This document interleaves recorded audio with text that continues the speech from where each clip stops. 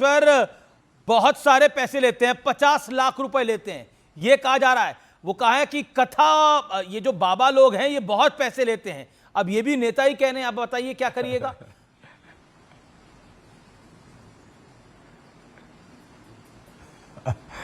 ऐसा देखो, कौन कितना लेता है, कौन किसको क्या देता है, अब इसका हिसाब किताब किसके पास हो भाई, किसी के पास कोई, अब अखिलेश जी को पता है कौन ले रहा है, कौन दे रहा है। देने वाले ने बोला हो, किसी लेने वाले ने बोला हो, ये सब फालतू की बातें हैं।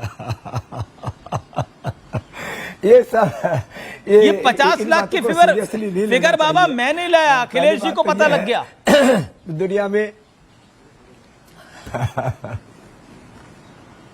आपके तो बड़े प्रिय है बाबा बागेश्वर, पैसे कितने लेते हैं कथा की आप ही बता दीजिए, अगर किसी को बुलाना हो तो।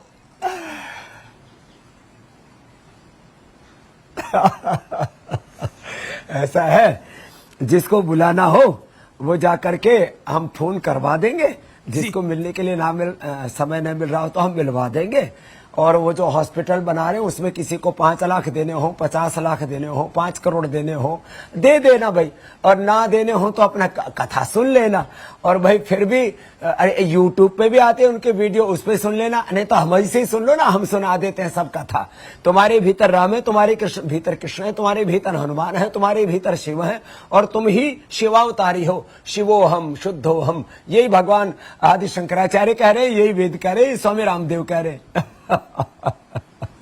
जी, लेकिन देखिए अब बागेश्वर बाबा भी जो हैं वो भी जिसे कहते हैं बजरंगबली के चेले हैं, वो भी कह देते हैं, वो कहते थे अब मैं हर गधे की बात का जवाब तो दे नहीं सकता।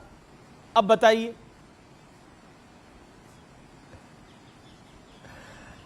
नहीं, उन्होंने बोला किसी को भी किसी के बारे में कोई भी हल्की बात नहीं कहनी चाहिए। वो हमारे छोटे भाई हैं, यदि उन्होंने ऐसा बोला है तो उनको हम डांटेंगे, उनको भी हम बोलेंगे ऐसा नहीं बोलना चाहिए। और उनको भी कोई हल्का बोलता है तो हम जरूरत पड़ेगी तो अखिलेश जी को भी बात करेंगे, भाई आप अपनी राजनीति करो, इन बाबाओं के पीछे मत पड़ो।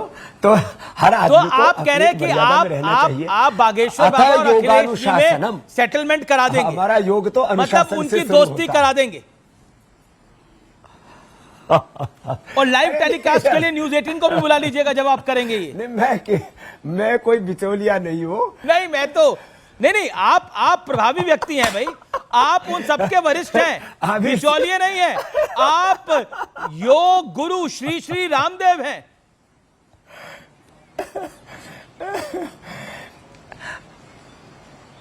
मैं किसी में लड़ाई झगड़ा नहीं देखना चाहता। नहीं, सुलह की बात कर रहा हूं मैं तो लड़ाई झगड़े की बात ही नहीं कर रहा, मैं तो सुलह की बात कर रहा हूं। जिए हिंदुस्तान के लिए आपसी मतभेद हमें जीने नहीं देंगे, देश न रहा तो हम कैसे रहेंगे, सोचना है हमें हिंदुस्तान के लिए, एक है लहू का रंग पहचान के लिए, जीना है तो जिए हिंदुस्तान के लिए। तो ये एक सोच हमारे भीतर होनी चाहिए। मेरे लिए राष्ट्र धर्म, राष्ट्र प्रेम, राष्ट्र हित, मानवता का हित, मानव धर्म, ये सर्वप्रथम है। और जो मैंने भी 4 वेद, 6 शास्त्र, सांख्य योग न्याय वैशेषिक वेदांत मीमांसा ईशकेन कठमुंडुक मांडुक्य आदि उपनिषद, मैंने भी रामायण महाभारत श्रीमद् भगवत गीता 18 पुराण ये सब पढ़े। उन कुछ पढ़े लिखे लोग उल्टी व्याख्याएं करते हैं, व्याकरण शास्त्र के 2 अक्षर पढ़ लिए, निरुक्त निघंटू पढ़ लिया, उल्टी पुल्टी व्याख्याएं करने लग जाते हैं। शास्त्र के संदर्भों की गलत व्याख्या करना, संस्कृत में जो लिखा उसी को शास्त्र मान लेना, कोई प्रक्षेप शास्त्र में उसको शास्त्र मान लेना। देखो, मैं धर्म का जो सार्वभौमिक, वैज्ञानिक और व्यवहारिक और पारमार्थिक स्वरूप है, परम सत्य है, उसको स्वीकार करता हूं। धर्म के नाम पर ढोंग, आडंबर, पाखंड, अंधविश्वास को मैं पाप, अधर्म और पाखंड के श्रेणी में रखता हूं, नीचता की श्रेणी। बिल्कुल। 2-3 छोटे छोटे सवाल हैं और छोटे छोटे जवाब